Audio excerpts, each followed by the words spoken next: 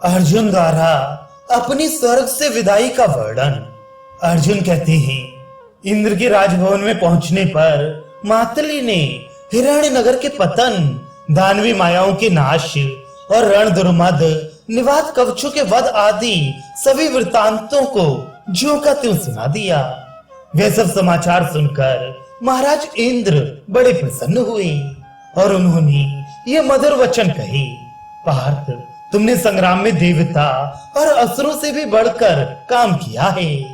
मेरे शत्रुओं का संहार करके तुमने अपनी गुरु दक्षिणा भी चुका दी है। अब देवता, दानव, यक्ष, राक्षस, असुर, गंधर्व तथा पक्षी और नाग सभी के लिए तुम युद्ध में अजय हो गए हो। अतः तुम्हारे बाहुबल से जीती हुई वसुंधरा पर कुंती नंदन धर्मराज युधिष्ठिर निष्कंटक राज्य करेंगे। तुम्हें सभी दिव्यास्त्र प्राप्त हैं, इसलिए भूमंडल में कोई भी योद्धा तुम्हारा पराभव नहीं कर सकेगा। बेटा, जब तुम संग्राम भूमि में खड़े होगे तो भीष्म, द्रोण, कृप, कर्ण, शकुनी और अन्य सब राजा तुम्हारी 16वीं कला के बराबर भी नहीं होंगे। फिर राजा इंद्र ने मुझे शरीर की रक्षा करने वाला ये दिव्य अवैध कवच और ये सोने की माला प्रदान की। साथ ही उन्होंने ये देवदत्त नामक शंख भी दिया, जिसकी आवाज बहुत ऊंची है, और ये दिव्य किरीट तो स्वयं अपने हाथ से मेरे मस्तक पर रखा। इसके बाद उन्होंने ये बहुत ही सुंदर दिव्य वस्त्र और आभूषण भी मुझे प्रदान किए। इस प्रकार इंद्र से सम्मानित होकर मैं वहां गंधर्व कुमारों के साथ बड़े आनंद पूर्वक रहा। वहां मेरे 5 वर्ष बीते। एक दिन इंद्र ने मुझसे कहा, अर्जुन, अब तुम्हें यहाँ से जाना चाहिए। तुम्हारे भाई तुम्हें याद कर रहे हैं। इससे मैं वहां से चला आया और आज इस गंधमादन पर्वत के शिखर पर भाइयों सहित आपका दर्शन किया है। युधिष्ठिर बोले, धनंजय, ये हमारे लिए बड़े सौभाग्य की बात है कि तुमने देवराज इंद्र को अपनी आराधना से प्रसन्न किया और उनसे दिव्य अस्त्र प्राप्त किए। पार्वती देवी के साथ ही भगवान शंकर का तुम्हें प्रत्यक्ष दर्शन हुआ तथा तुमने उन्हें अपनी युद्ध कला से संतुष्ट किया। यह तो और भी आनंद की बात है। तुम लोकपालों से भी मिले और कुशल पूर्वक पुनः मेरे पास लौट आए। इससे आज मुझे बड़ा सुख मिला है। अब तो मैं ऐसा समझता हूँ कि मैंने ये संपूर्ण पृथ्वी जीत ली और धृतराष्ट्र के पुत्रों को भी अपने अधीन कर लिया। अर्जुन, अब मैं उन दिव्य अस्त्रों को देखना चाहता हूँ जिनसे तुमने वैसे बलवान निवात कवचों का वध किया है।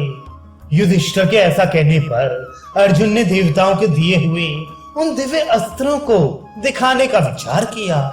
पहले तो वे विधि पूर्वक स्नान करके शुद्ध हुए, फिर अपने अंगों में परम कांतिमान दिव्य कवच धारण कर लिया। एक हाथ में गांडीव धनुष और दूसरे में देवदत्त शंख ले लिया। इस प्रकार वीरोचित वेश से सुशोभित हो महाबाहु अर्जुन ने उन दिव्यास्त्रों को क्रमशः दिखाना आरंभ किया। जिस समय उन अस्त्रों का प्रयोग प्रारंभ हुआ, पृथ्वी वृक्षों सहित कांप उठी। नदी और समुद्रों में उफान आ गया। पर्वत फटने लगे, वायु की गति रुक गई, सूर्य की कांति फीकी पड़ गई और जलती हुई आग भी बुझ गई। तदनंतर समस्त ब्रह्म ऋषि, सिद्ध, महर्षि, संपूर्ण प्राणी, देव ऋषि तथा स्वर्गवासी देवता सबके सब वहां आकर उपस्थित हुए। लोक पितामह ब्रह्मा और भगवान शंकर भी अपने गणों सहित वहां पधारे। फिर सब देवताओं ने नारद जी को अर्जुन के पास भेजा।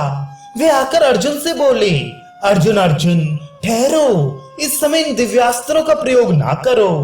बिना किसी लक्ष्य के इनका प्रयोग नहीं किया जाता।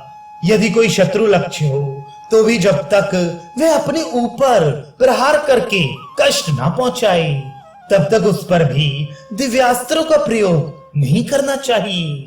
अन्यथा इनके व्यर्थ प्रयोग करने पर महान अनर्थ हो जाता है। यदि नियमानुसार तुम इनकी रक्षा करोगे तो ये शक्तिशाली और तुम्हें सुख देने वाले होंगे, इसमें तनिक भी संदेह नहीं है।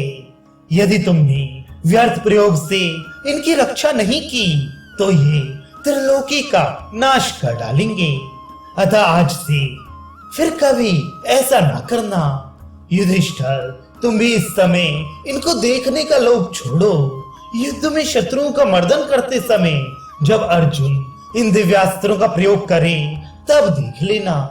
इस प्रकार जब नारद जी ने अर्जुन को दिव्यास्त्रों का प्रयोग करने से रोक दिया, तब सब देवता तथा अन्य प्राणी जो जहां से आए थे वहां चले गए और पांडव भी द्रौपदी के साथ उस वन में प्रसन्नता पूर्वक रहने लगे।